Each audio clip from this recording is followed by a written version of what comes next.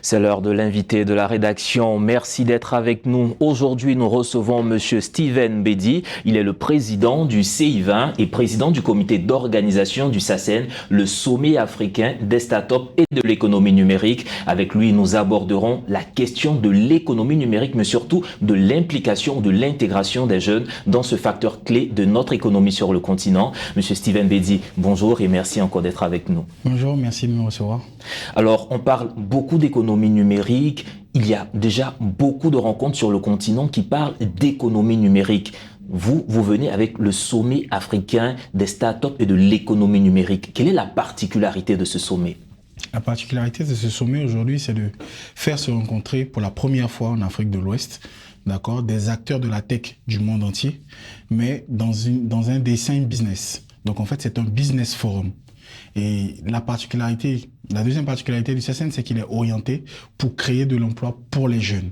Parce que au-delà de l'année de la jeunesse, c'est la deuxième édition aujourd'hui, on était déjà justement sur ce truc-là de créer de la valeur pour les jeunes et créer des emplois pour les jeunes. Et le troisième point, c'est de donner des solutions concrètes aux défis technologiques des États africains. Ça veut dire que durant ce business forum, la particularité, c'est que les ministères et les entreprises étatiques nous remontent tous leurs projets de transformation digitale pour trouver des partenaires techniques et financiers pour les mettre en route. Donc, cette édition va voir pour 100 millions de dollars de projets tech à adresser justement par les startups et par les entreprises tech venues du monde entier. Alors donc on va dire la primauté sera donnée aux jeunes, mais quels sont les secteurs dans lesquels en tout cas les startups seront les plus prisées? Est-ce qu'on ira uniquement dans la fintech? Est-ce qu'il y a une orientation particulière pour cette deuxième édition? En réalité, pour cette deuxième édition, c'est d'abord et avant tout de résoudre les défis technologiques de nos États. Donc c'est-à-dire d'apporter des solutions concrètes à des problèmes concrets que nous avons. Donc il n'y a pas de tendance fintech ou edtech, tout ça, il y a juste une tendance à résoudre des problèmes.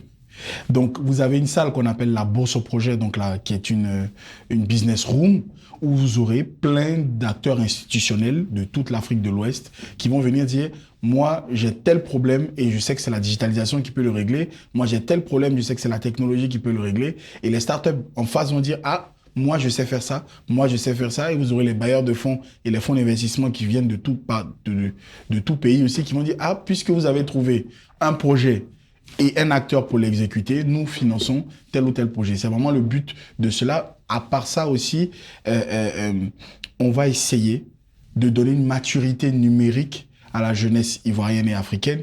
C'est-à-dire que vous aurez des panels très, très pragmatiques, justement, comme par exemple, comment gagner de l'argent grâce aux réseaux sociaux. Parce que tout le monde dit que les jeunes font un peu n'importe quoi sur les réseaux sociaux, mais personne n'a jamais pensé à leur apprendre comment gagner de l'argent avec. Donc, c'est ce genre de questions.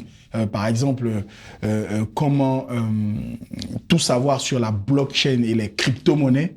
Par exemple, tout le monde en parle, mais personne ne sait comment ça marche, personne ne sait l'utiliser. Donc, c'est vraiment ce genre de sujets-là qui seront abordés justement durant le SACEN.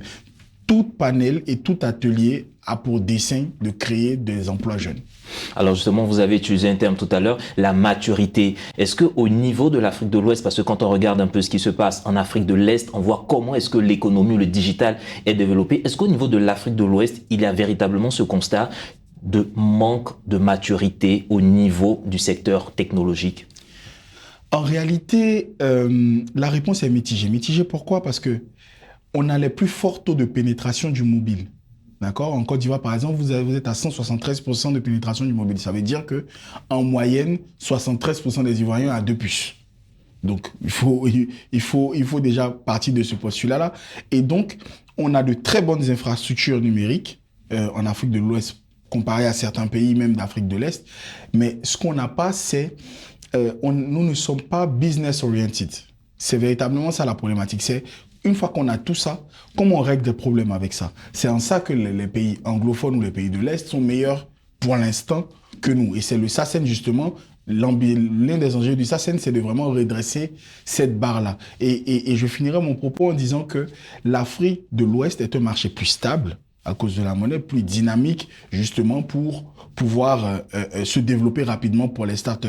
À titre d'exemple, quand vous regardez dans les roadmaps des grosses startups qui lèvent des capitaux, vous ne verrez jamais une grosse startup qui n'a pas dans sa roadmap Côte d'Ivoire, Abidjan. Qu'elle soit ghanéenne, nigériane, sénégalaise ou peu importe, elle aura toujours dans sa roadmap de se déployer en Côte d'Ivoire. C'est qu'il y a un marché, c'est qu'il y a bien une raison. Un marché, une raison. Est-ce qu'au niveau des formations, de la formation des jeunes dans nos universités, dans nos grandes écoles, on a du potentiel? Est-ce qu'on a des formations qui orientent dans ce sens pour pouvoir profiter en tout cas de cette débouchée que l'avenir nous offre avec le numérique? Justement, au départ, on constatait à des formations, on constatait sur le marché en fait des formations génériques, donc qui produisaient des informaticiens, on va dire généralistes entre griffes, et c'est au fil du temps que les opérateurs mobiles ont commencé à lancer des écoles de code. Il y a eu des initiatives d'accompagnement justement sur les différents métiers du numérique. Il y a des écoles aujourd'hui des métiers du numérique qui existent. Il y a l'école LESATIC, qui est l'école nationale justement qui forme les compétences numériques, qui commence à adapter ses formations aux besoins du marché. C'était ça véritablement l'inadéquation entre les besoins du marché et ce que on produisait comme compétences.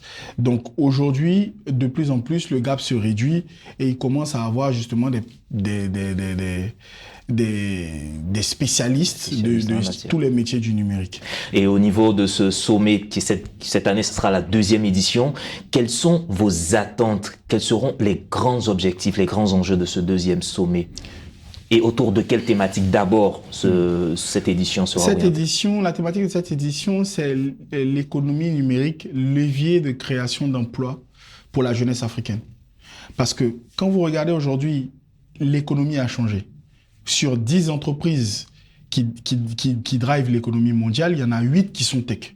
C'est-à-dire que l'économie de demain aujourd'hui, elle est numérique, elle est tech. Et en plus de ça, la jeunesse est 60 à 70% de notre démographie. Donc, à terme, il va falloir lui trouver de l'emploi. Alors que quoi de mieux que le numérique pour accélérer l'employabilité et l'auto-emploi jeune?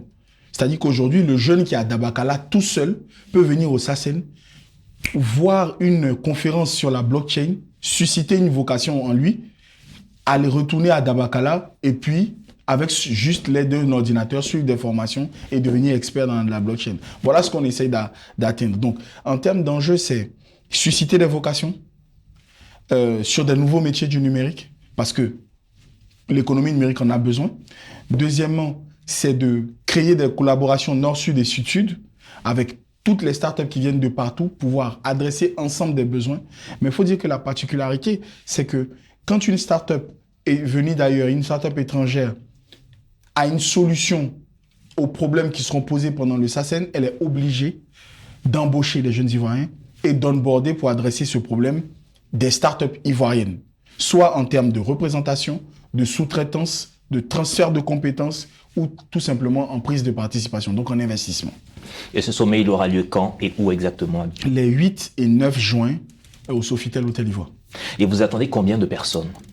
Alors, on attend 500 décideurs pour le côté business et on attend 1000 jeunes passionnés de tech ou désireux de découvrir les métiers de la tech et de comprendre plusieurs choses pour, in fine, lancer leur start-up. On attend 1000 jeunes pour ce business forum. Alors, une question qui a un peu fait l'actualité récemment en Afrique de l'Ouest et même en Côte d'Ivoire, c'est vrai qu'on parle de technologie, mais on parle aussi de connexion. Et jusqu'à présent, malgré toutes les infrastructures qui sont déployées, on parle encore d'un coût assez élevé de la connexion, de la connectivité sur le continent. Qu'est-ce qui explique ce décalage ou ce déphasage? On a besoin d'évoluer et de progresser, mais les coûts freinent un peu cette évolution. Comment arriver à gérer cette Je pense que ça, c'est essentiellement l'affaire des régulateurs et des opérateurs. Mais la lecture que les startups aujourd'hui, parce que bon, moi je suis une startup, donc je vais plutôt parler de mon postulat. Aujourd'hui, les telcos semblent être confrontés à une concurrence entre l'Internet, donc quand on passe les appels par WhatsApp et tout ça, et ce qui leur donne de l'argent traditionnellement, qui sont les appels voix. Donc, c'est un peu la raison pour laquelle ils ont du mal à baisser drastiquement le coût de la connexion. Mais quand vous allez dans des pays comme en France, où tous les appels sont illimités et gratuits vers tous les réseaux, le problème d'Internet ne se pose plus. Donc, véritablement, je pense que c'est vers là que devrait loucher notre marché.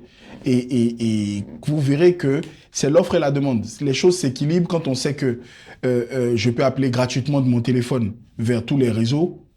Évidemment, tu n'as aucun intérêt de me faire l'Internet cher.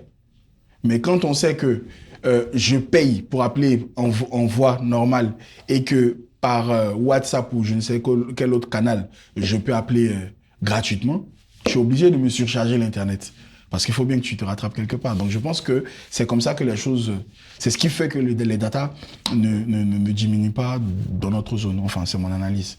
En tout cas, merci encore, Monsieur Steven Bedi. Je rappelle que vous êtes le président du CI20 et président du comité d'organisation du SACEN 2023. Rendez-vous pris pour le 9 juin à Abidjan. Le 8 et le 9 juin à Abidjan. Merci encore d'être passé sur le plateau de Medi 1 TV. Merci à vous. Agréable suite au programme sur nos antennes. Mesdames et messieurs, l'information revient dans quelques petites minutes sur Medi 1. À très vite.